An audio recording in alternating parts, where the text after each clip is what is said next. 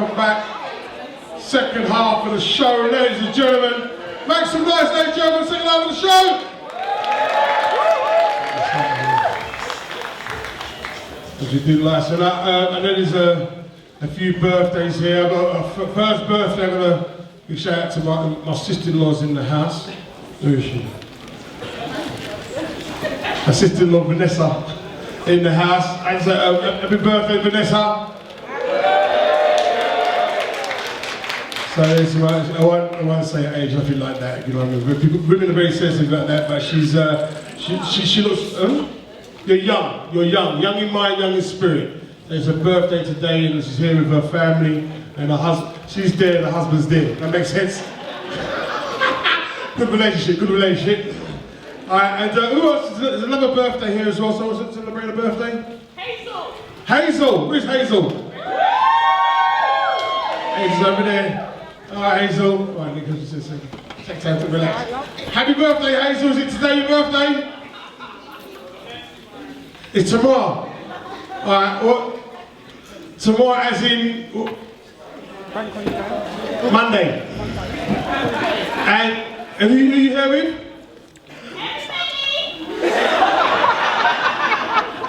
Sounds like she's smoking helium.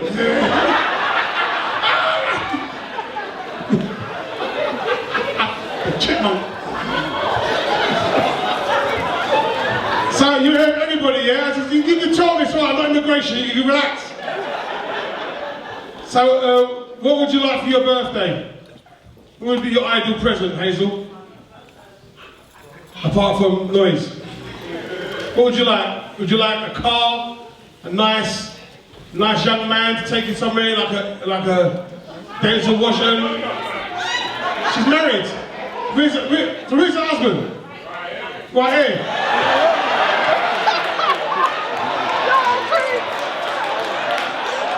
Yeah? You got deep voice now and I'm chatting to your girl.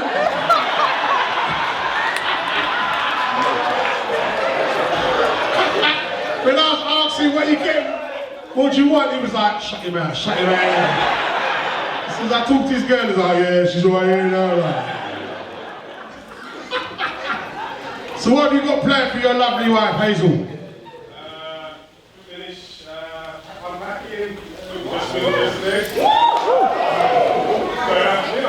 You going for dinner? That's good, man, that's good. All right, well, you take make sure you take you somewhere really plush, yeah, uses all those Nando stickers. You're worth every bit of this 2-piece chicken and chips now. And who else got a birthday in here? There's another lady here who got a birthday. So Hazel, who is it? Did someone put their hand up in the dark? Who else birthday? Oh, Nicola, you man, Nicola. And what you do for your birthday, Nick? This is my friend Nick. He's gone. Where's it gone? Couple of weeks!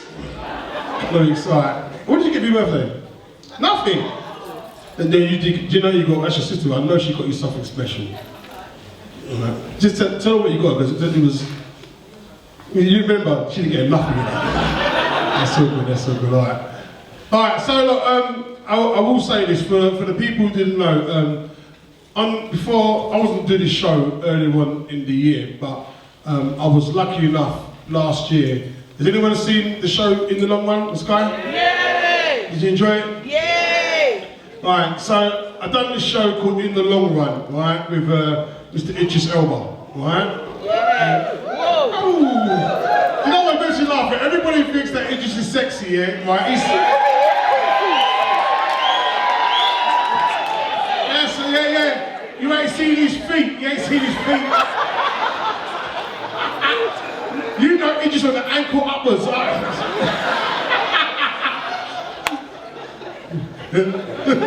what I'm saying, he ain't no foot model, that's all I'm saying. And he's not advertising flip-flops. But what I'm trying to say there, Joe, is that everybody, I've done this show with Idris, and there are people here who knows me that, like me and he grew up and all that kind of stuff, and his friends are here to stay as well. And I will say this, ladies and gentlemen, like, when you go out with someone and have a crew, and one of your crew goes off and does bigger and better things, honestly, I didn't realise how Hollywood Idris was. Right? Now, I knew he was famous. I've been out the road and people who come to him with that, but I didn't realise how Hollywood he really was, right, until this show. Because there were certain things I saw, I was like, wow, my boy's really Hollywood. Yeah? Now, basically, Idris got his people. So I realised he's getting a bit too cocky because he didn't call me, he got his people to call me.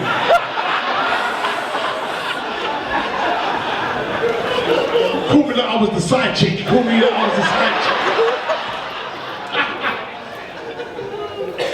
He basically got his people called me and they said to me, Quince, Idris has written the script, right, with a few other people, and we've done the script, but because you're his friend, we want you to have a look over the script and add any jokes what you can possibly to the script to make it a bit more punchier for TV, right? Now, he's my bridging, I was like, you know what, fair enough, I'll do it, all right?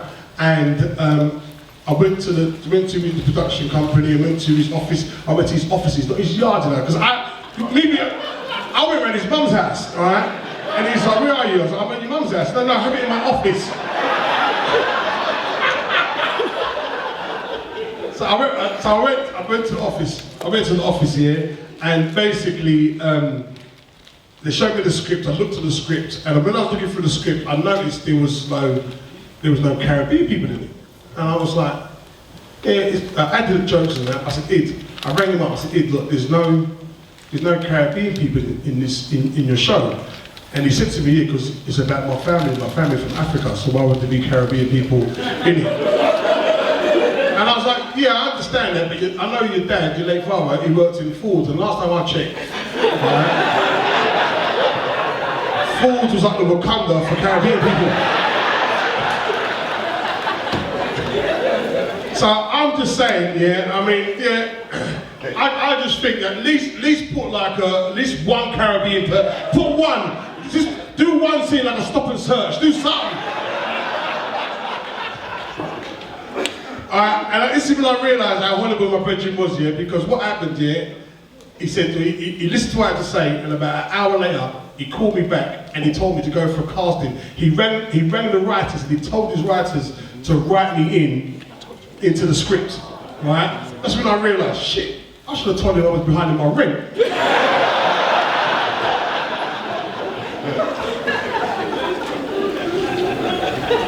And I went for the audition, for the casting, right?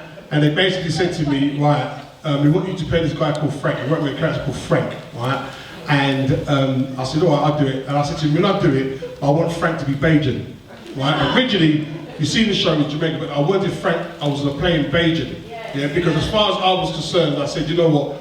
It would make my parents proud, right? And I said, Barbados, we ain't got no celebrities apart from Rihanna, right? So for me, I want to represent Barbados.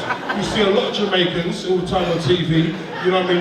They're winning athletics, doing this, so really big Bajan. So I told the woman, the casting agency woman, I said, I'm going to play this character as Bajan. She said, okay, do it in your best Barbados.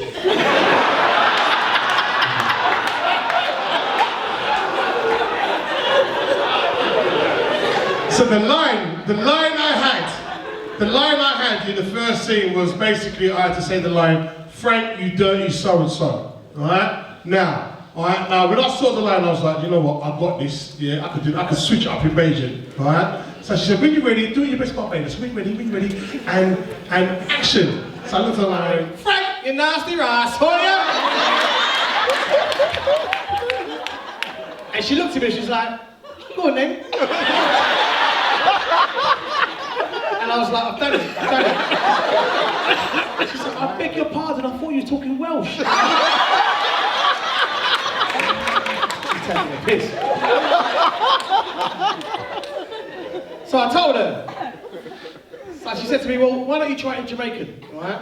So I was like, well, I don't really want to try it in Jamaican. She said, well, that's what Idris said to do. And I was like, well, with due respect to Idris, yeah, but as far as I'm concerned, this character get more fun throughout the series playing him as a Bajan. I'm not playing him Jamaican. She said, well, I said, you know what? And I got ignorant, right? I ain't gonna lie to you, I got ignorant. I said, you know what? F this, right? I'm out, yeah? And I left, right? And she looked at me, she's like, what what's he doing? Like, this is an opportunity. And I said, nah, I don't need to be doing this shit. That's why if I ain't doing it my way, I ain't doing it.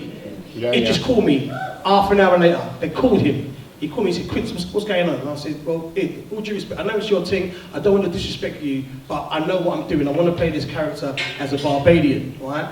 And that's when I realised, like, he said, even though he's doing his thing, but he spoke to him on a level, he said to me, Quincy, sometimes you've got to creep before you walk, yeah? I'm giving you an opportunity here to shine, yeah? He said, were you walking out there, only disrespecting my name, but you're disrespecting yourself, and you might not possibly work. And it's only a small part I'm giving you. Do you know how much money you're going to get for this small part?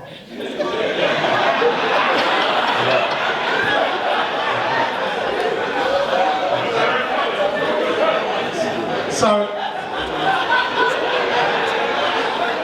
when I found out how much, I went back in there. Now, if you see the first show, right, I basically changed it, right, to Dotted Boy Front. Dotted Boy Front. Originally, I didn't say that. They still cut it. Because when I found out how much money I was going to get, this is what I originally said. This is like, all right, how much money? And he told me, I was like, rah. Frank, you dotted blood clot! Hey! Frank! Nastiness! Hey! Frank! But hey! Hey, we killed him out for last Frank!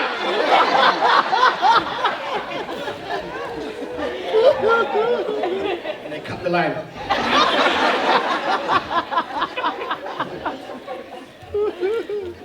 But please, ladies and gentlemen, if you get a chance, it's on Sky One. I think it's got one more show left, and hopefully we can do a season 2 because it was only 6 parts.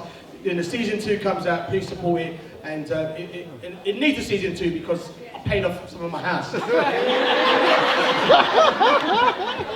Anyway, ladies and gentlemen, we're going to bring an act on stage, ladies and gentlemen, and I will say in the comedy circuit, there's few people I would say considered as not just friends but as family. So this guy I'm bringing on stage now, not just my friend but his family. Yeah, to the point that I love him so much that I'm not even paying him tonight. Paying him for love. Without any further ado, put your hands together, make some noise for my brethren, Mr.Cee, ladies and gentlemen!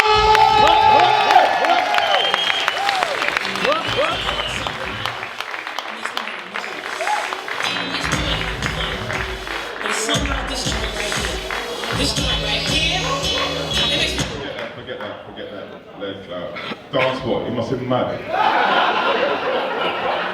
I can't even stand that artist, man. Mary J. Blige, I hate her, man. Her voice is too harsh for me. I don't like her voice. I don't like it. I'm more of a Faith Evans type of smooth, soulful. Thank you very much. Give it up, please, for Quincy.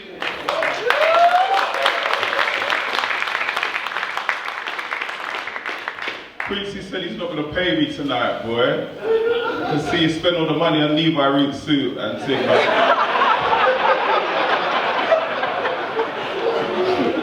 You can see I need the money. I can't even afford sleeves on my fucking shirt. I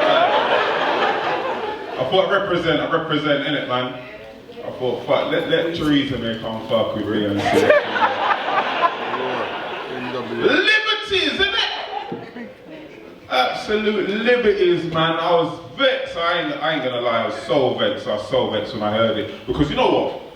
Before I even start comedy, we need to deal with these things. Because we need to make sure that that Windrush generation, if it weren't for them, you know, this place would still be cold, damp and grey. Am I true? Yeah? They brought so much colour and vibrance here, man. For them to treat our generation like that, man, our special people like that is a fucking liberty, man. And I think it's luck, because they're so blessed, why it all came out when it came out, you know. Because you've got to look at things sometimes. When I look at it, I look like, thank God the whole of the Commonwealth leaders were here. Because they've been mentioning it to her for a while, and she just put down her phone on them. Yeah, because like, you can't actually fly into my country. But because they was all here, you had to face them and had to deal with them, man. But I thought to myself though, you know what, even though Theresa May is dread, Some of our parents were kind of dread as well, didn't it? No, come on, because we all, when we was at school, we all had that one friend, that bad breed friend, whether they were African or they was Jamaican, who was bad throughout the whole school. All the teachers, all the pupils, even the dog them at Wall Street know that this little fucker here was bad. And during the 6 weeks holiday, I know it's not just me, my bad breed friend at school, his name was Conroy. And he was so bad that his parents did a Theresa May on him during the 6 weeks holiday. We've all got one friend! Conroy, we're going to send you on a little holiday to Jamaica. Conroy boasted to all of us, yeah, we're going yard. He went to yard, but he never fucking came back. His parents did a Theresa May on him, boy. Oh, man. Oh, gosh, man. Bless our parents, man. Bless. I can understand why Theresa May wanted to send them back, man. She heard our cries of pain, man. She did, because every one of us inside here had that moment when our parents pushed us to the edge of whiteness. Pushed you to the edge where you was like in your head and said, Mommy, I fucking hate you. How can I be like Bill and Sally?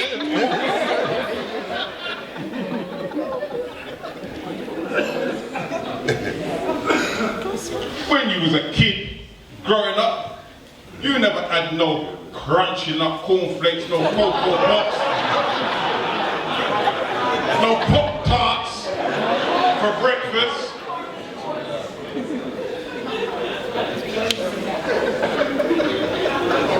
Fucking dumpling for breakfast.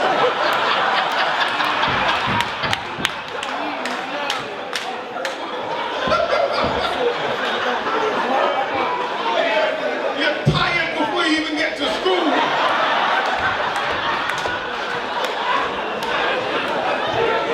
Dumpling for breakfast.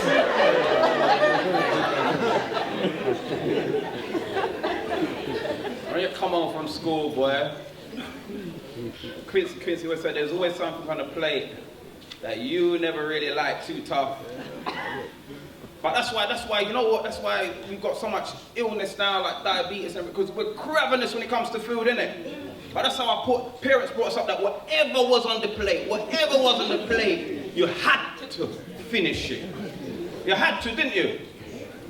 And even though you try your best and everything, and then there was always some fucked up thing over there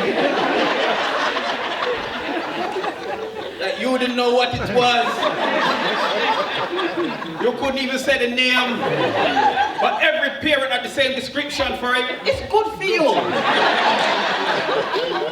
Fuck good for you. I don't want it, mommy. And if you didn't want it, then you said, no, you're not having it. She started telling you about your ancestors, innit? You know how much hungry children in Africa? You know how much starving children in Africa? Try to make you feel guilty to eat this food. Now, when I was at school, we never had no children from Africa in our school. And then later on, after the Asians came from Kenya and everything, then the Africans did come. And what I fucking noticed, Mum, was that Adibola, yeah? He didn't look like he was fucking hungry, Mum. Adibola looks like he'd been eating more fucking food than me, Mum. Like the starving children in Africa.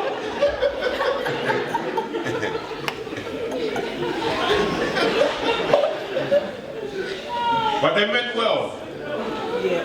They meant well. Our parents meant well, man. You know, things was different then. Didn't have so many sicky children either, did we? No, didn't have any sicky children to that. Because yeah, allergies, yeah, true. There's no a couple allergies, like, you know. I think different type. Yeah, you had obviously the pissy bed allergy.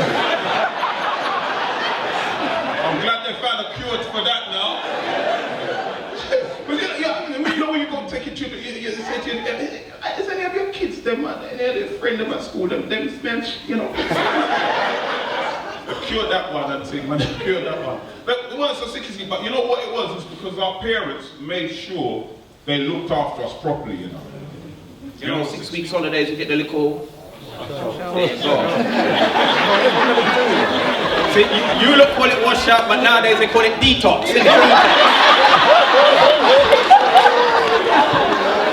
But the Windrush generation was doing that for a long time. We've been doing it for hundreds of During the 6 weeks holiday, boy, they give you that dose on week 1.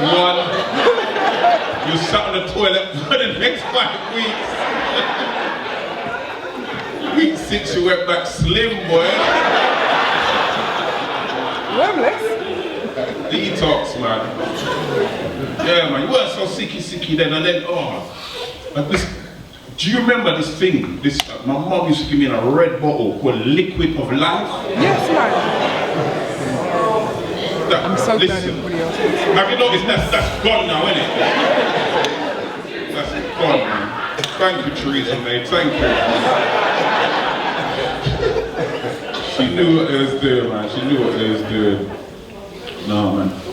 Quincy was talking about the fact that his brethren Idris has brought him in and stuff, man. That's nice, isn't it? Yeah. I was thinking to myself, if that could happen so much more, then it'd be nice if us to get a proper reflection of who we are on TV, man. Comedy has taken me to some wonderful places, ladies and gentlemen, and I've done some absolutely amazing things in comedy, like, it's a while back since I've done any acting, and but I think my biggest moment in acting was some. I don't tell a lot of people this, but I was actually in the first Daniel Craig James Bond film. Yeah, Casino Royale. I was in that one, and I remember I was flossing at the time. It was a nice sunny day like this, and I was flossing gigs. I was working, doing a little bit of child work and everything as well.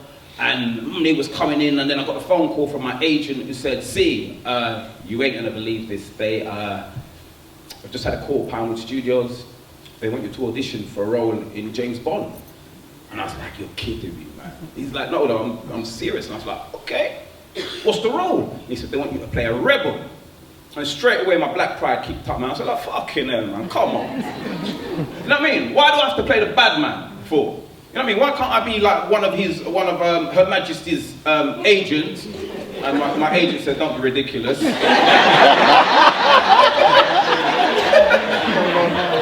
You know what I mean? He says you can't go around driving in London as Her Majesty's Secret Service and keep from being stopped by the police. You wouldn't get any fucking work done, see? So I was like, you know what, you got a point. So I said to him, "Okay, what's the role that I've got to play?" And he said, "You've got to be a Ugandan rebel." And I thought, you know what, this gives me time to practice my African accent and get reunited with my kind of African side of myself. And I was like, all right, cool, I'll go and do it, man. So I went up to audition for it, and same kind of process what Quincy said. They get you to do all of these flipping lines, and you've got to try and be as authentic as possible. And the fact that you've got this white person trying to tell you that you're not black enough in this. So anyway, needless to say, I put in the best and I got the role. So, you know, I ain't gonna lie, my head started to get a little bit kind of, you know, as you do. It's like, all right, I'm in James Bond, you know. Do you know who I am, fam? And it's like, it kind of changes you slightly and everything. When I notice when people say to me, "What's your name?" I'm like, "My name is Mr.Cee." I had to kind of Sean Connery twice, Mr.Cee. So anyway, what happened was, when we started the film, we went up to Pinewood Studios, and the scene that I'm actually in is near enough at the beginning of the film, where they fly over to Uganda, and they're doing this deal with the 2 suitcases with the money to get the stuff before they go to the casino. So that's the scene that I'm in. So they told me about that scene, and that because it's in Uganda, and that you're to do with the rebel army, you're going to need weapons training. I was like, "Oh, weapons training." I was like, "Do they know that I'm from Halston?"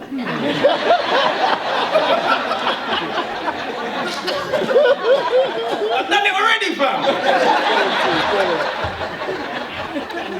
They said, no. So we did like a whole day of weapons training, getting to shoot guns and blah, blah, blah. And then they said to me, "Okay, it's time to do the film." So I'm ready. I got my passport ready and everything to go fly out to Uganda to do this scene. They told me, said, no.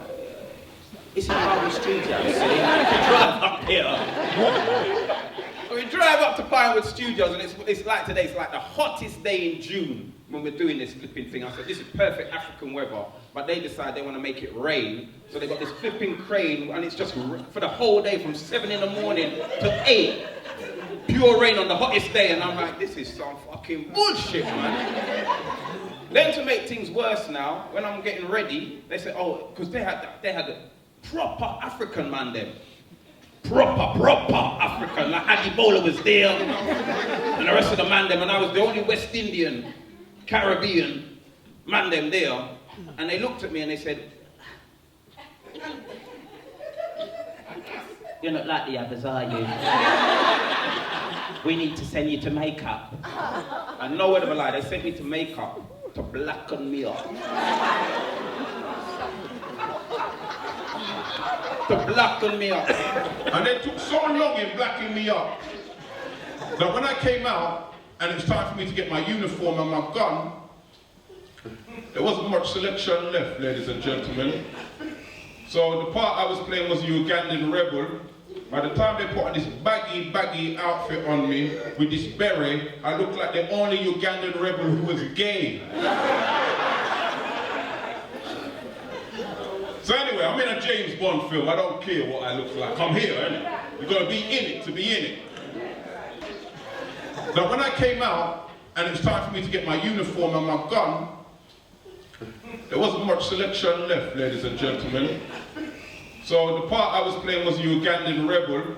By the time they put on this baggy outfit on me with this beret, I looked like the only Ugandan rebel who was gay.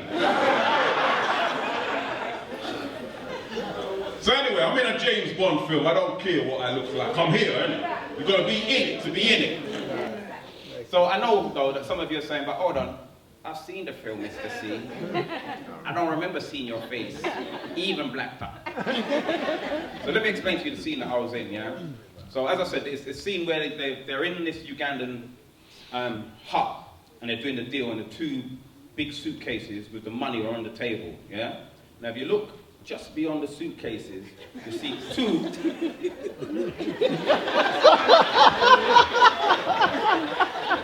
you see 2 rebels, yeah? One is hedge, muscular, cutting, dark, natural. That's not me. Fuck off. The other one is slightly built, you know, he can pass on a sunny day, a woman will smile at him and everything. Now, if you look past them 2, yes? Look past them 2.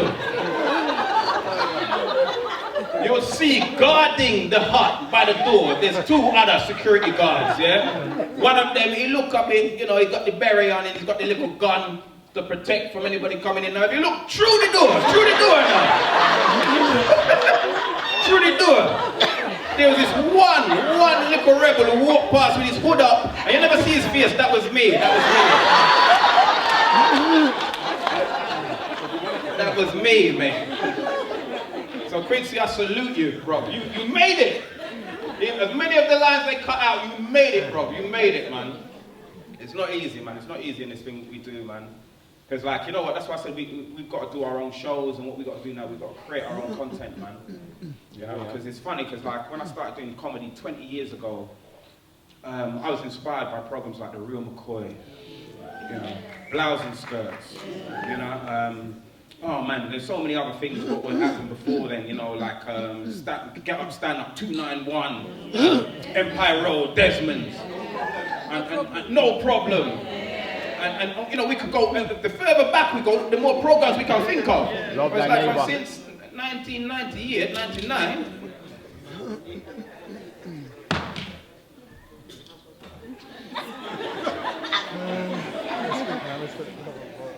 The Crutches, that's the Crutches, sorry, the Crutches, whichever one, there's some program that they made a Scottish man put together, and it was so rubbish that we've all forgotten it. And I think it's like they've almost ethnically cleansed us from television. So, you know, thank God for a man like Idris coming back to his own country and writing something, creating something to say that we can see ourselves on TV, man. It's so important that we got to really chart our legacy, man. You know, so like for me, my legacy is not just in comedy, but it's through my sons as well. Those of you know me, I know I've got 3 sons, man.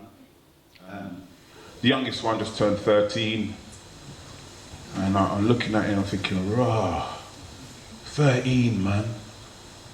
He's not far before he starts wanting to go university, and somehow I've got to try and encourage him to go to university, but most importantly, I've got to encourage him to set up his own business, because I'm not paying for him a ras to go there.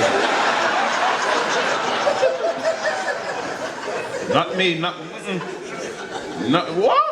How much is it to go uni again now? £9,000 a term.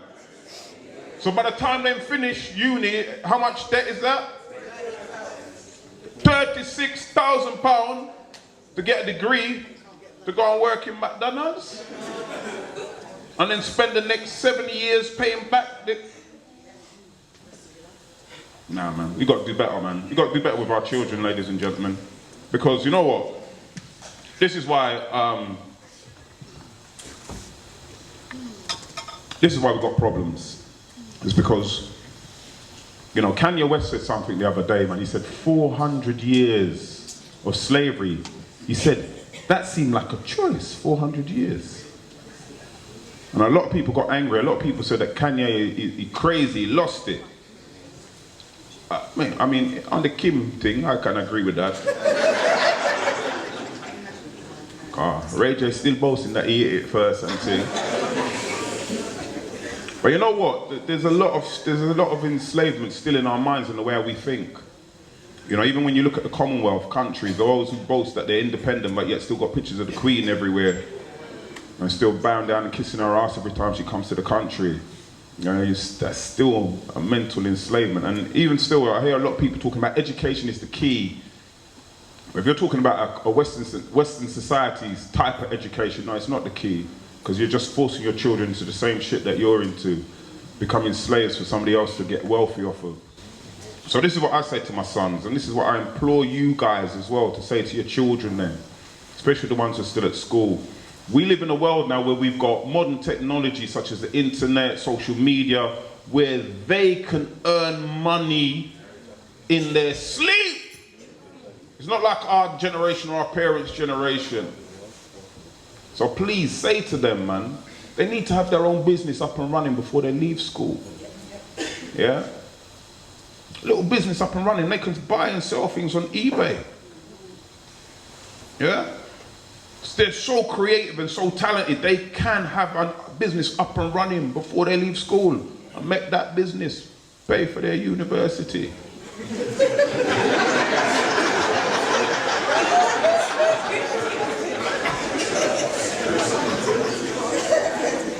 Get Peter to pay Paul, innit?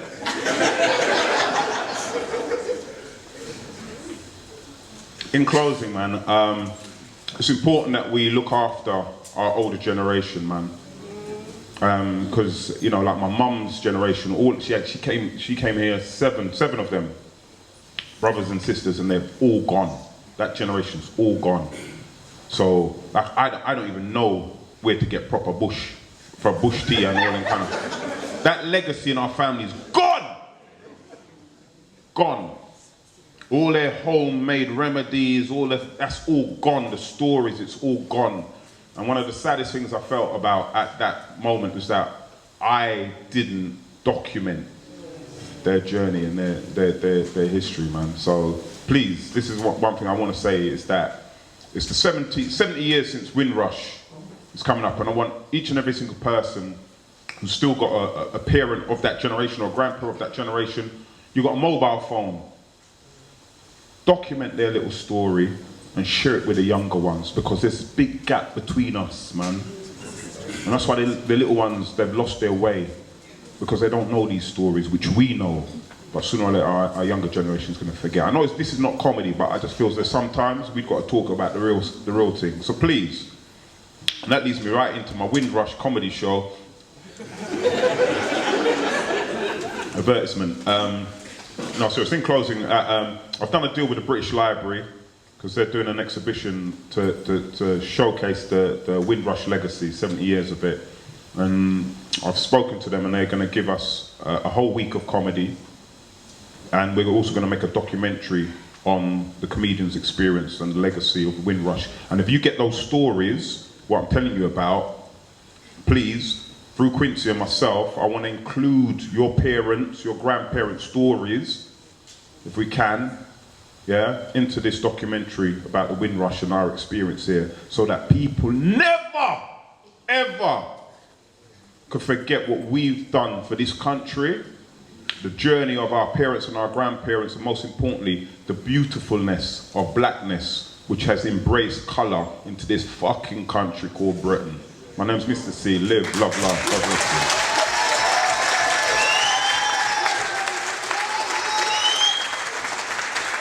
you. Mr.Cee, ladies and gentlemen!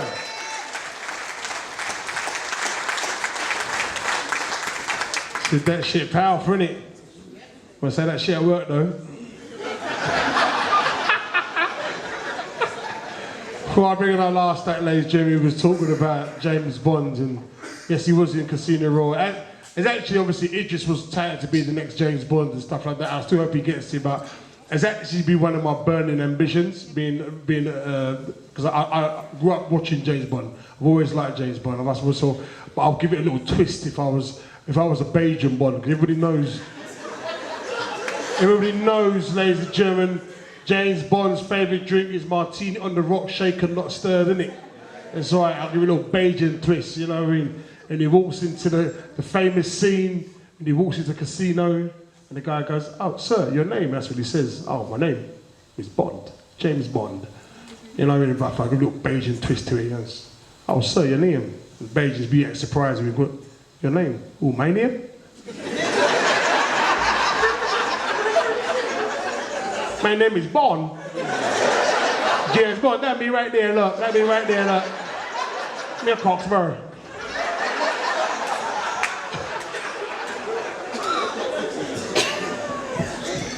I think if you can have a James Bond, I think the best James Bond, I think it would carry the swag of James Bond's got swag and he's got charisma. You know what I mean? He can get away with certain things. You know what I mean?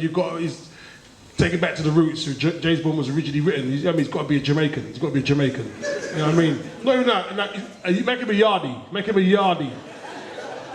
Because everybody knows, ladies and gentlemen, James Bond had a soft spot for the ladies. You understand what I'm saying? And James Bond, the most famous female in James Bond was a woman called what? Pussy Galore, that's right.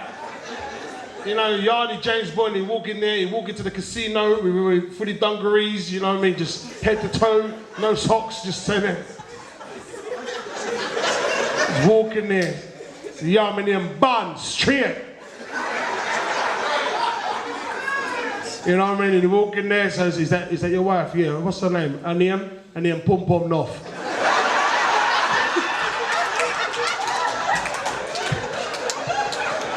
See out there? See out there? Hi! Ladies and gentlemen, we've been closing the show, and I think that you are going to enjoy this young lady who has travelled the world doing an art form, and who's had the pleasure who I've seen grow and grow and grow, and still growing. Has currently got an album out now, and is going on tour very, very soon. So without any further ado, put your hand together and make some noise for the Floacist, ladies and gentlemen!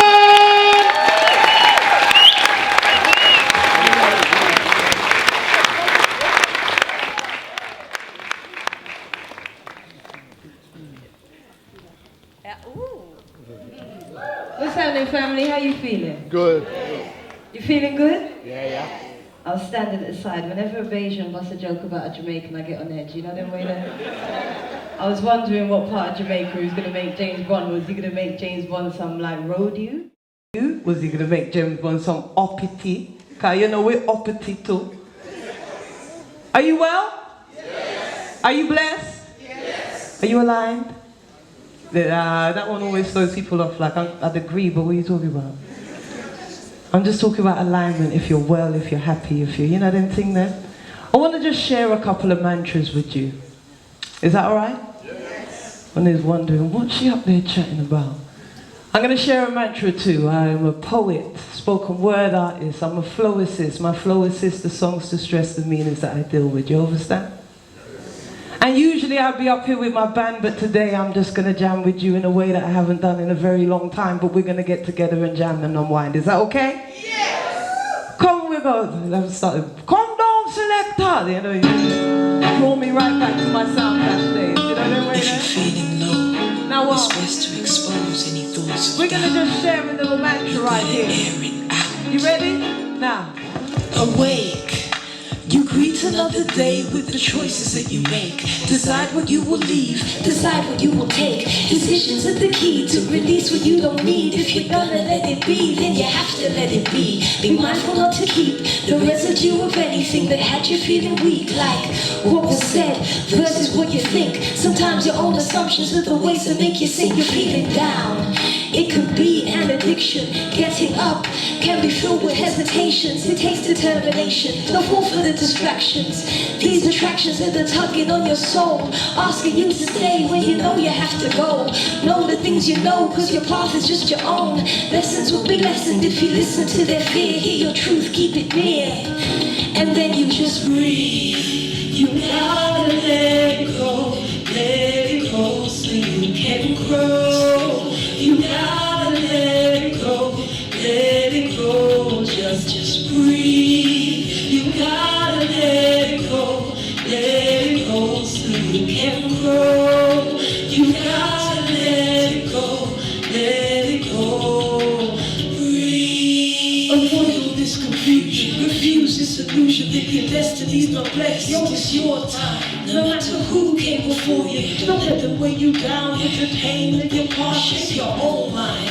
It's irrelevant if relevance is measured by the elements without bearing a reference to your own kind, earthling. You may find that we're living in an era that can't be defined by those who thought that this was the end, or by those who thought that their enemies would win, or by those who let paranoia turn them inside out. Do you know what this life's all about? Will you remember before anyone taught you to feel as if life it was never gonna treat you better than the lesser, but that was in the prequel. What about now? You took it in, so let it out. You gotta let it go, so you can grow.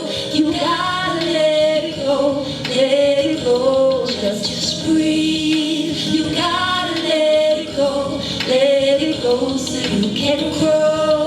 You gotta let it go, just breathe. You can do anything that you want to do, anything that your heart truly chooses. It may be a lonely journey, but it's yours, it's your purpose. You may have to leave some things behind, and you may have to change your mind, and you can't take everybody with you, but they'll be better off for having known you. So just breathe. You gotta let you take your time, let it go, so you to change your mind. You gotta let to free yourself, let it go. Come on, you just breathe. You gotta let it go, so you can grow. You gotta let it go, just breathe. You gotta let it go, so you can grow. You gotta let it go, just breathe. Now that was a mantra, okay? For you to feel good. You know, sometimes we're carrying stuff. We carry stuff for a while, boy. I know I carried some things for a while. Until I wrote that song. And that became my mantra. Can I do another one for you? Yeah. Are you sure? Yeah. I know we're in a theatre, but I don't mind seeing just two shoulder moving. You know that way there? A little shrug. So even your eyelid can batter a little bit. Just get a vibe. You know that way there? We're soon done, right? We're soon done. So let's keep on going. See what other mantras I might have to pull out here. I'm going to share that mantra just in case. I don't want you to lose it. It's whatever it is, are gonna give because I want it, right? Wherever I go, it's gonna show because I got it. Yes. Whatever I choose, I'll never lose because I'm on it. I'm on it because I want it. I'm on it because I want it. You know the way there? I'm very on it with my own dreams, I must say. I think I got one more that I'm gonna give you. Is that okay? Yes. And if you want to come see me with my band, that's soon play. I'll tell you about that at the end. Oh, really? Okay. This is brand new, right? I have some brand new music coming soon. So, I suppose we'll do this. You know, you can stand up and move if you want to, but I don't. Yeah, that's the worst thing you can say to people who don't want to move. Listen, if you're like whatever, then I'm like whatever, because wherever we're together, I'm cool. So let's pack up our courage and invest this knowledge into loving and becoming anew. See, here in these times of many lost lives, people wearing out their souls higher virtues. Ambition and fame have turned some insane, but we know that these riches aren't worth it. Enough is enough and too much is too much, so for real, yo, you know we got plenty. The purpose, refocus the focus. I see you, baby, you see me.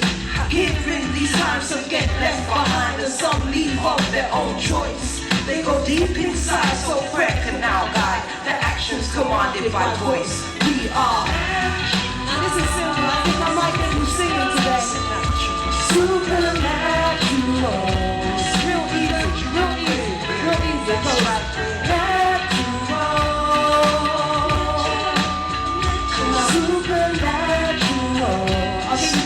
I'll give you the next time, Come on, yo.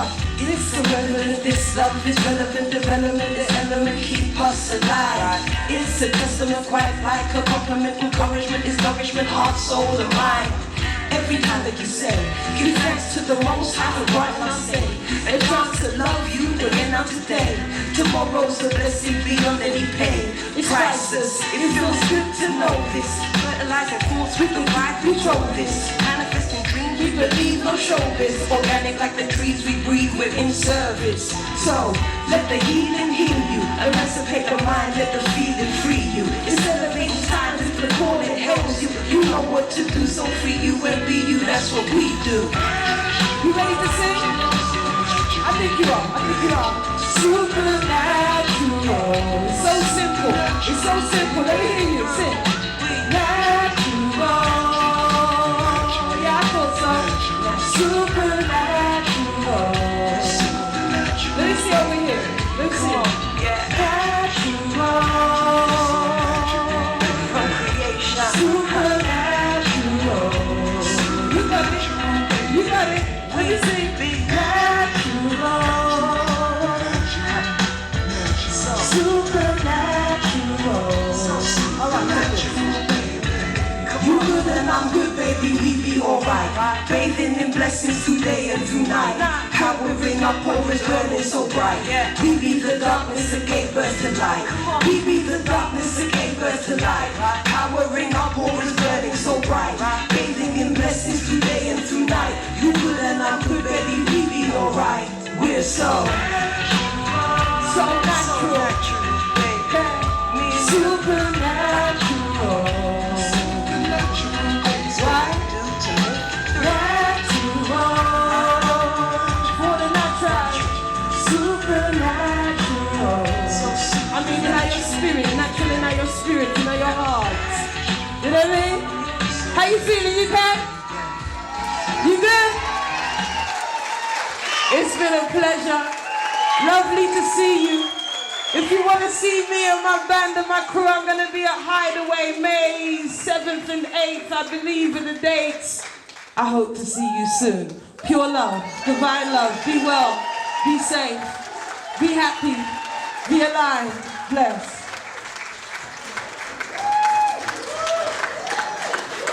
Floacist, ladies, a round of applause.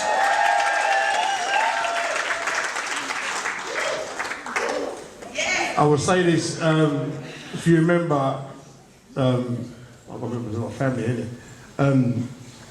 One of Natalie's tunes from back in the day, which was in Floetry, Say Yes? Yes. That's the reason my sons are here, you know. That tune there, anyways. Ladies and gentlemen, we've come to the end of the show. Ready?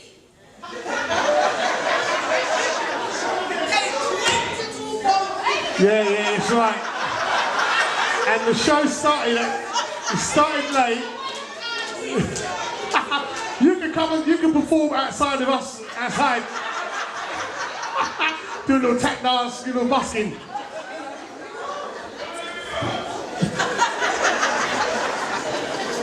We have got the venue to we've got the venue to 10 o'clock, ladies and gentlemen. So, like I said, yeah. So what? So do you think we just all like Thanos, just click your fingers and we end up in their yards? You got to walk outside, innit?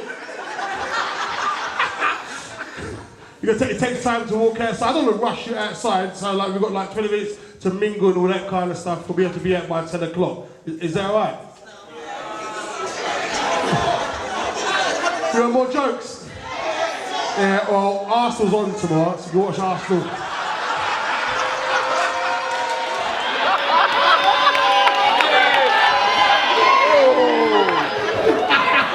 You want more jokes here? Wenger's leaving. That was hilarious. That was hilarious.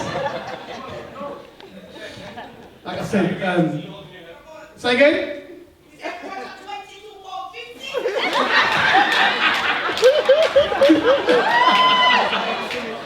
You should be down there in the VIP, not up there. You get to it. I'll give you a personal show. Via Skype. Before we go, I want to say this. Like I said, I thought today I'm gonna step it up. I normally do my shows, and everybody knows me. I'm always wearing tracksuit and stuff like that. And I thought myself, you know what? I'm gonna put on a suit today. Yeah. And Yeah. And I'm gonna have the Lion Mane out today. And a lot of people, I've always had my hair up, right? But I said today I'm gonna have it out. And people said to me, oh, it's nice to see your hair out. There's a reason. There's a reason why, obviously, people ask me why I started growing my hair. What you say, what? The roots. Are you trying to flirt with me or something? I love black shows, man. I like the roots 274079. No, thank you very much, I appreciate it. Now, there's a reason. I've been growing my locks for a little while now. There's a reason why I started growing my locks. Yeah, I'll tell you the reason why. My daughter's mum said that she'll never, ever date a man with dreadlocks. Right? That was my get out clause. I was twisting my eyebrows again, actually.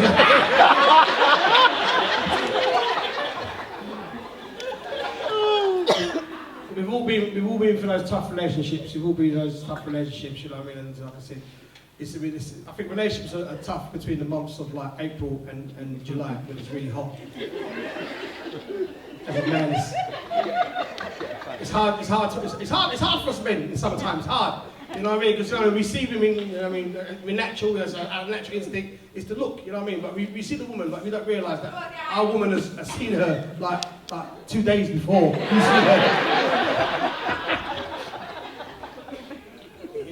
It's hard. You know what I mean? So like I said, I put the suit on today, and you know what I mean, I've got the locks out, you know what I mean? I greased the roots.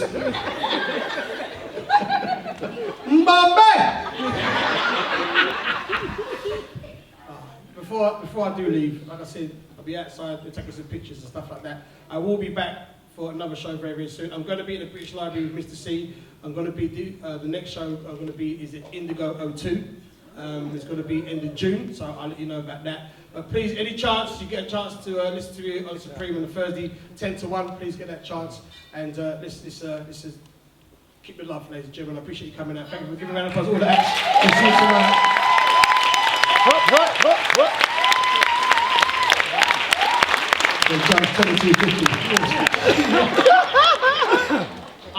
It's quite warm inside here. It was really funny, right? If Kevin Hart was here, I want jokes! I pay £40, I want jokes!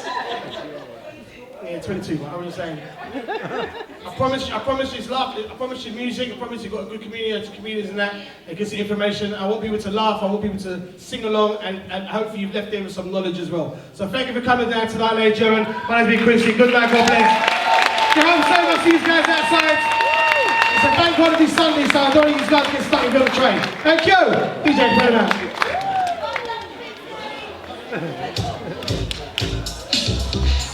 Enough, like I want to come out now. I feel like I've come in so early.